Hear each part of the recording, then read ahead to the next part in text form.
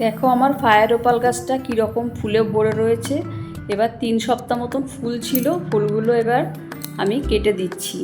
ফুলের রঙটা ফেড হয়ে গেছে। এইভাবে একভাবে ফুল নিলে গাছটা ক্লোরোসিস হয়ে যায়, তাই জন্য আমি এইভাবে ফুলগুলো সব কেটে দিচ্ছি, দিয়ে সফট প্রুনিং করে দিচ্ছি যাতে গাছটা আমার ঝোপালো হয়। এই বর্ষার জল পেয়ে গাছটা ভালো হবে। এবার মাটিটা একটুখানি খুশে দিচ্ছি, আগাছাগুলো পরিষ্কার করে দিলাম, দিয়ে 1 মুঠো মিক্সড সার আমি এর মধ্যে দিয়ে দেবো।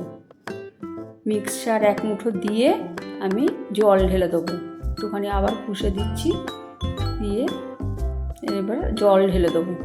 তোমরাও তোমাদের গাছগুলোকে এইভাবে সফট প্রুনিং করে নাও বর্ষার আগে।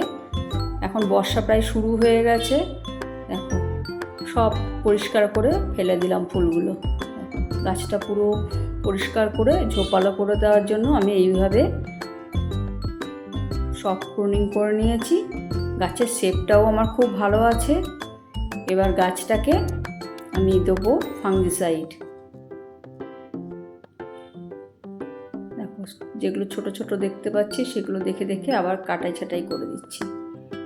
এবার গাছটাকে আমি ফাঙ্গিসাইড দিয়ে পুরো গাছটাকে ধুয়ে দিচ্ছি। কাটাই ছাটাই করে সবসময় ফাঙ্গিসাইড দিয়ে দেবে।